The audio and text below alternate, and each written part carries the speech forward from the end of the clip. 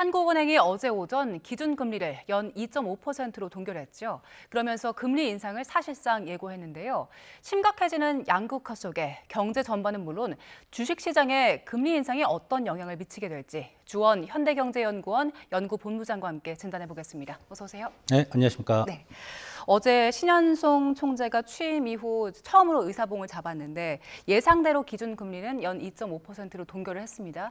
그러면서도 하반기에 금리 인상 신호를 줬잖아요. 시장은 여기에 더 주목을 한 것 같아요. 이제 7월 나와서는 7월 달이 네. 이제 다음번 이제 금통인데 7월 16일인데 그때 금리 인상 가능성이 확대됐다고 얘기를 하는데 이제 동결을 하면서도 뭐 금리를 인상을 주장하는 소수 의견이 예. 2명 정도 있었고, 그리고 이제 물가를 계속 얘기를 했거든요. 네, 그런 가능성을 하는 총재가 시사를 했는데 우리 이제 7월 16일 날 저희 금통위가 있는데 예. 6월 17일 날 FOMC가 있거든요. 미국에. 근데 지금 미국 FOMC 금리 그 방향은 페드워치에서 거의 100%입니다. 동결. 예. 예. 그러니까 우리가 지금 요번까지 8번 연속 2.5%로 동결했는데 그동안 이제 한은금통위에서 계속 뭐 여러 가지 얘기를 했지만 그 동결한 이유에 대해서 제가 보는 동결 이유는 연준이 안 움직여서 그렇습니다. 연준이 예. 움직이면 움직일 수 있다. 6월 달에 연준이 이제 오늘 이제 그 미국 PC 개인 소비 지출 물가 예. 지수 상승이 3.8%. 그러니까 미국 연준 목표치가 2%인데 3.8이면 엄청 높죠. 네. 그래서 미국이 금리를 인상해야 되는데도 불구하고 지금 페드워치는 실시간으로 확률이 반영되는데 그럼에도 거의 100%에 가깝거든요. 그럼 연준이 6월 달에 동결한다면 예. 7월도 제가 보기에는 우리도 동결하지 않을까. 저는 그렇게 개인적으로 생각합니다. 어제 그 회의가 끝난 뒤에 시장이나 뭐 많은 언론에서는 7월에 올릴 것이다 이렇게 전망을 했는데 본부장님 전망은 좀 다른 겁니까? 가능성은 높아졌겠죠. 예. 금리 인상할 가능성이 예를 10%다. 그럼 11% 정도는 높아진 겁니다. 그리고 한국은행이 동결하면서도 이런 그 금리 인상에 대한 메시지를 그게 정말 인상하고자 하는 목적인지 아니면 시장에 대한 어떤 메시지 효과인지는 아무도 모르지만 예. 그런 메시지를 내야 되는 상황은 분명히 된 거죠. 왜냐하면 우리나라 최근에 수입 물가라든가 생산자 물가, 소비자 물가 상승이 갑자기 좀 올라가잖아요. 이런 상황에서 한은이 물가에 대해서 걱정 안 하고 금리를 계속 동결하겠다 이런 말을 하면은 시장의 기대 인플레이션 심리가 높아지니까 그거는 이제 어떻게 보면 수사적 표현이죠. 예. 반드시 들어가야 될 그런 문장입니다. 예. 일단 그 본부장님께서는 연준이 금리를 올리지 않고 있기 때문에 우리도 움직이지 않는다는 말씀을 주셨는데 그래도 그 금통위 회의에서 나온 결과를 좀 세부적으로 살펴보면 분위기는 확연히 달라진 것 같은 게 그 지난번 금통위 회의에서는 하는 의원들이 금리 동결하는데 만장일치로 의견을 냈잖아요. 그런데 이번에는 말씀하셨던 대로 지금 당장 의원 2.75로 올려야 된다, 이렇게 올려야 된다는 의견들도 있었고요. 또 점도표 봐도 금리 인상 쪽에 훨씬 더 무게를 두더라고요. 이 점도표는 어떻게 보셨어요? 점도표는 이제 거의 한 번 내지 그리고 2번 인상이 가장 많더라고요. 예. 점도표 상하는데 올해 6개월 후를 얘기를 하는 거죠. 지금이 아니고. 그럴 가능성이 이제 높아 보이기는 하는데 사실 점도표라는 거는 이게 몇 달에 한 번씩 발표되는 다음 점도표가 또 어떻게 될지는 모르고 예. 그리고 이제 지금 고유가 상황이 어제 보니까 이제 WTI 가격이 드디어 90달러 밑으로 내려왔고 브렌트유도 93달러, 두바이는 여전히 100달러 이상인데 그런 상황이 마무리되면 물가 상승 압력이 생각보다 좀 낮아질 가능성도 있거든요. 예. 근데 그렇게 되면은 금리 인상이 반드시 점도표대로 간다는 건 아니고 점도표가 이게 무슨 그대로 가야 되는 건 아니거든요. 예. 생각이 바뀔 수 있는 거고 그리고 금통위원들은 생각을 나타내는 거니까 다만 이제 말씀하신 대로 지금 어제 나온 점도표를 딱 봤을 때는 지금 2.5%에서 3%까지는 올라가는 거죠. 예. 그 확률이면 그렇다면은 최소 이제 금리 인하 사이클은 끝났고 이제 동결도 어느 정도 이제 마무리하고 금리 인상 사이클로 넘어가는 이제 그런 단계에 있는 거는 맞는데 얼마나 올릴지 그리고 언제 올릴지는 그건 아무도 모릅니다. 네. 그러면 우리가 이제 금리 인상이 실질적으로 얼마나 어떤 속도로 올릴지는 미국 연준에서 어떻게 움직이는지 그 부분을 좀 봐야 되는 겁니까?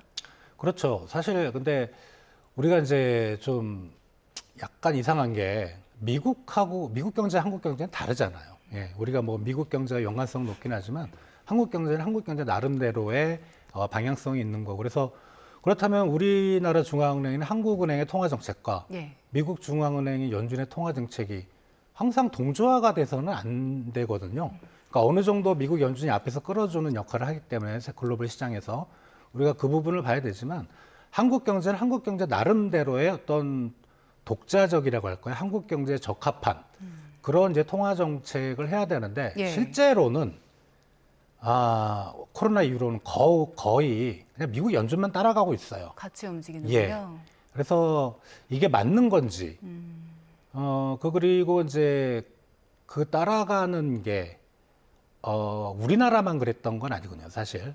주요국, 중앙은행들이 다 미국을 바라보면서 따라갔는데, 이 부분을 어떻게 해야 될 건지, 예, 그거는 좀 고민을 해봐야 될 것 같습니다. 네, 그리고 한은에서 그 올해 소비자 물가 상승률 전망치도 올렸어요. 2.2%에서 2.7%로 올렸고 또 경제 성장률 전망치도 2%에서 2.6%로 올렸는데 2.7%로 물가 상승률 올린 거면 결국에는 이것도 역시 금리 인상에 대한 신호를 좀 읽을 수 있는 겁니까? 그렇죠. 만약에 그 한국은행의 물가 안정 목표치가 상승률 기준으로 소비자 물가 상승률 기준 2.0이거든요. 예. 기존에 2.2%였는데 그 정도면은 금리를 올릴 이유는 없는 거죠. 0.2 차인데. 근데 2.7%면 0.7 정도 갭이 네. 벌어지잖아요. 그러면은 금리를 인상해야 되겠다는 그런 신호를 준 것은 분명한데 전망치잖아요. 예. 예, 사실은 어떻게 될지는 모르고. 근데 물가는 기존 전망치 2.2보다는 크게 올라갈 걸로 생각이 됩니다. 그리고 이제 경제 성장률도 같이 올렸잖아요. 네. 경제 성장률을 올리는데 물가 상승률을 가만 놔둘 수는 없습니다. 왜냐하면 성장률이 높아지면 물가 상승률도 높아지니까 이제 그런 거를 반영을 한 것 같습니다. 예. 근데 결국에는 그 중동 상황을 좀 봐야 될 것 같은 게 신현송 총재도 중동 사태가 좀 빨리 해결이 되면 성장률 더 높을 것이다 얘기를 하기도 했고, 근데 또 반대로 물가는요. 그 유가가 여기서 조금 더 내리면 물가에도 영향 주잖아요. 그 중동 사태와 관련해서는 앞으로 상황이 어떻게 연계될까요? 중동 사태가 해결이 되면은 한국은행은 상당히 좀 여유가 생기죠. 왜냐하면 말씀하신 대로 유가가 떨어지면 물가 상승률은 좀 낮아질 가능성이 있고 대신 성장률은 약간 더 올라갈 가능성이 있고 그러다 보니까 중동 사태가 상당히 변수긴 한데 그걸 누가 알겠습니까? 지금 분위기로는 종전을 할 것 같은 분위기긴 한데 우리 이제 트럼프 대통령의 생각을 아무도 모르는 거죠. 예, 지금 그렇죠. 최종 MOU에 사인을 안 했잖아요. 예. 그렇지만 이제 미국의 어떤 국내 정치적인 상황을 보면은 길게 끌고 가지는 못할 거다. 그래서 우리가 한 달 전, 두 달 전 이제 미국 이란 전쟁이 격해질 때보다 지금은 좀 불확실성이 많아진 것 같고 어느 정도의 가능성이 높은 시나리오는 뭐 당장은 아니더라도 곧 분쟁이 끝나고 좀 유가는 안정화되는 왜냐하면 어제 새벽에 보면은 유가가 많이 떨어졌거든요. 예. 그래서 좀 긍정적인 방향으로 움직이고 있지 않나 이렇게 생각이 됩니다. 어제 있었던 금통위 회의 내용 시장에서는 어떻게 받아들였습니까? 시장에서 얘기는 7월 달에 다 인상할 거라고 얘기를 하네요. 예. 근데 그거는 이제 다수가 그렇게 얘기를 하는 거. 저는 또 주장하는 게 7월 인상 가능성은 6월 달 FOMC 보고 얘기하자. 예. 미국 연준이 만약에 동결해 버리면 왜냐하면 이제 케빈 워시도 연준 의장인 케빈 워시 지금 임명이 됐잖아요. 예. 신현송 총재도 이제 첫 금통이잖아요. 만약에 이제 요번에 어제 금통위에서 금리를 올렸다면 저는 박수를 쳐줬을 것 같습니다. 대단하구나. 첫 금통인데도 불구하고 한은의 어떤 한은이 가장 신경 쓰는 목표, 인플레이션 안정. 예. 예. 그래서 선제적으로 금리를 인상했구나. 과거에 보면은 이제 2021년 하반기쯤에 저희가 미국 연준보다 먼저 금리를 올렸던 적이 있어요. 미국 연준이 2022년에 대해서 금리 인상을 시작했고, 그래서 그때는 모두 대단했다고 생각했거든요. 그래서 근데 뭐 시장의 예측대로 동결을 갖고 첫 금통이니까 그리고 케빈 워시도 어떻게 할지는 사실 모르는데 예. 트럼프가 임명했잖아요. 예. 예. 그렇다면 6월 달 FOMC는 동결의 가능성이 좀 더 높지 않을까. 이어가면 7월 달 우리 금통위도 금리 인상을 물 건너간 게 아닌가라는 생각이 듭니다. 어제 그 내용에 주식시장도 좀 영향을 받지 않았습니까? 매파적인, 그러니까 동결 자체로는 주식시장에 중립적인 영향을 미쳐야 되는데 예. 이게 이제 주식시장이라는 게 이제 자금이 들어와서 주식을 사는 거니까 이 자금이 들어오는 비용이라는 건 금리와 매우 밀접한 연관이 있거든요. 그래서 금리가 올라가면 주식시장은 약세, 뭐 이런 이론적인 예. 게 있는데 그 내용 보면은 이제 뭐 7월에 금리 인상 또 가능성 그리고 점도표상 올해 연말까지 지금보다 한 0.5 정도 더 높은 이러다 보니까 이제 주식시장이 반응을 했다고도 생각하는데 반응치고는 좀 약세가 그죠? 그렇게 크진 않았던 것 예. 같아요. 예, 그래서 그 그걸 4%까지 막 급락하기도 했었잖아요. 근데 뭐 그거는 사실 삼성전자하고 하이닉스 중심이잖아요. 우리 요즘 절반 워낙 이상이. 변동상, 예. 그 기업들을 생각하면 이자율 조금 올라가는 건 아무것도 아니잖아요. 지금 벌어들인 이익에 대한. 그러니까 그렇게 생각하면은 어제 금통위의 반응이었다라기보다는 좀 그때가 이제 뭐 MOU하고 그 전 밤까지는 좋았는데 갑자기 뭐 이란이 또 미국 기지 공격하고 그 영향이 더 컸던 걸로 생각이 됩니다. 급락했을 때 분위기는.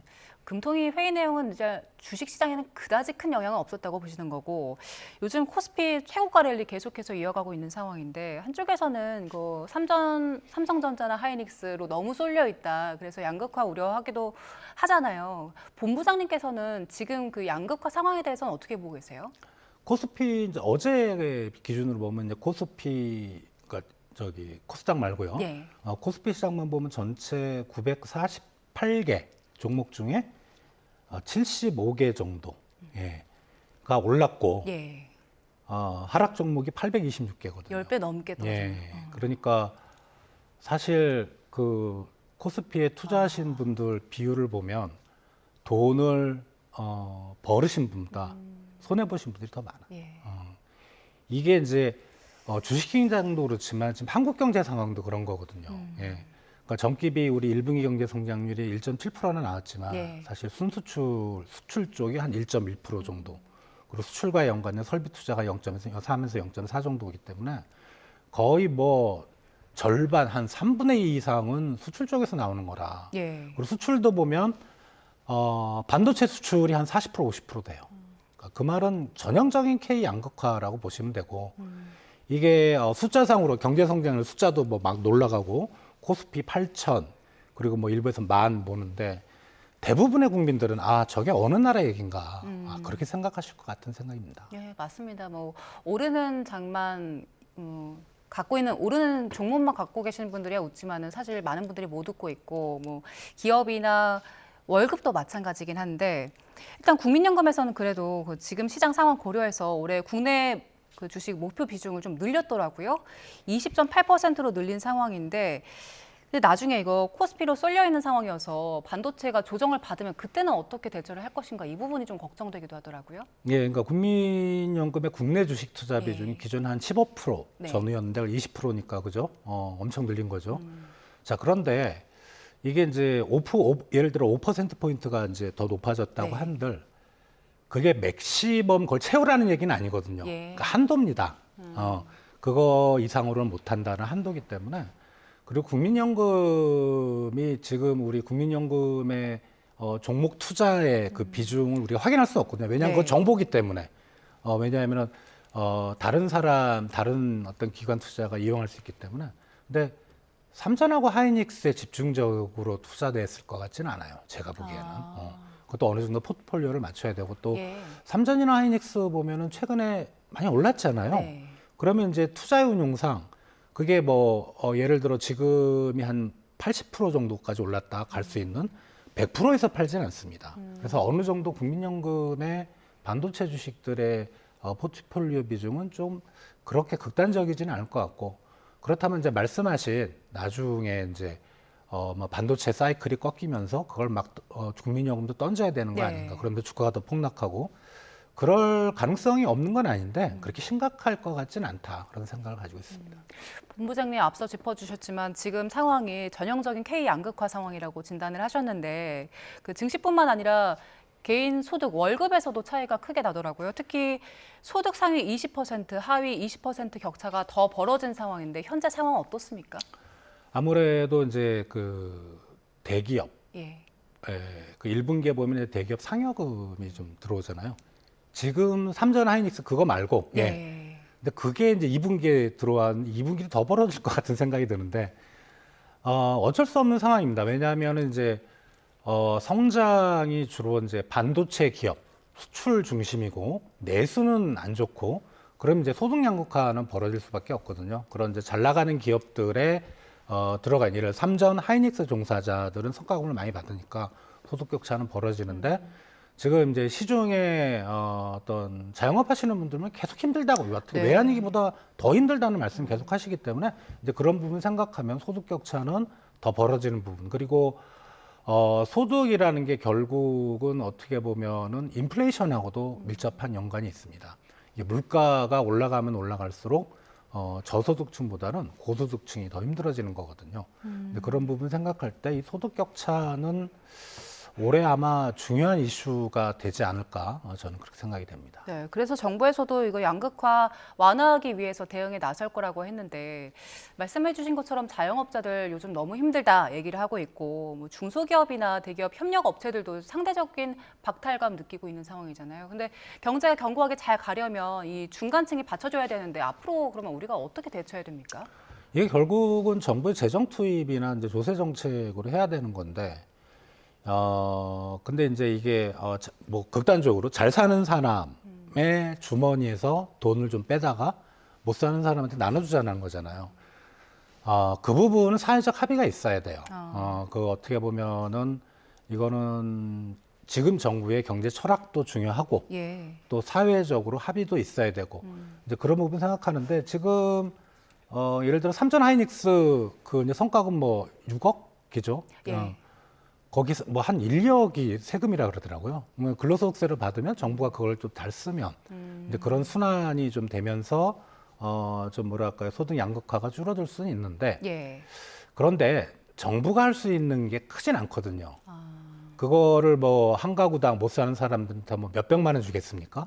그죠? 그러니까 못 사는 가구가 얼마나 많은데 양극화의 어떤 심화되는 걸 막을 수 있는 수준인 거지. 사실 예. 그렇게 하더라도 정부가 재정 지출한다더라도 그래서 근본적으로 양극화를 해소할 수 있는 문제는 아니라고 생각이 됩니다.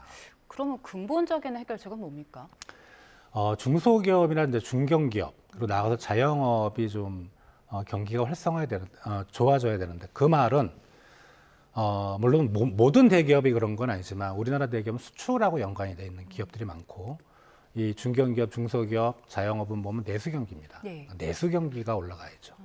내수경기를 올리려면 이제 지금 고유가 지원금 네. 이런 거는 사실 내수경기를 띄우는 효과가 분명히 있을 겁니다. 그래서 2분기 경제 성장률이 원래는 1분기가 많이 뛰었기 때문에 마이너스 성장까지 이게 너무 앞분기가 뛰면 떨어지는 효과가 있잖아요. 근데 그렇게 보는 사람도 있었는데 지금 고유가 지원금 때문에 마이너스는 안 나올 것 같아요. 근데 우리가 생각해 보면 그 재원이 어마어마하거든요. 예. 그걸 매번 줄 수 없습니다. 또 그거를 계속 주다 보면 이제 국민들한테 고정관념이 생겨요. 뭔가 어려우면 정부가 돈을 줄게. 그러면 경제가 망가지는 겁니다. 그렇게 하지 말고 내수 쪽에서 살 수 있는 방안을 만들어야 되는데 첫 번째는 지금 내수 쪽에 파급 역량이 가장 큰 좀 덩치가 큰 산업으로는 건설업이 있습니다. 그렇다고 부동산 경기 띄우자는 건 아니지만 예. 어떤 건설업이 활성화할 수 있어요. 왜냐하면 건설업은 고용 유발 계수가 엄청 큰 산업이거든요. 그리고 이제 서비스업 중에서 지금 보면은 이제 물류업이 고유가 때문에 상당히 좀 어려워요. 이제 그런 부분은 사실 석유 최고 가격제가 막아주고 있다고 생각을 하는데 그런 유통이나 물류 쪽에 좀 활발하게 할 수 있는 그런 감세 정책. 지금 이제 가격 제한 정책이지만 그런 기업들한테 감세 정책. 이런 것들을 좀 병행하면 내수 경기가 좀 뜨면서 소득 양극화가 좀 약화되지 않을까 생각이 됩니다. 예, 알겠습니다. 지금까지 경제 상황 짚어봤는데요. 주원 현대경제연구원 연구본부장과 함께했습니다. 고맙습니다.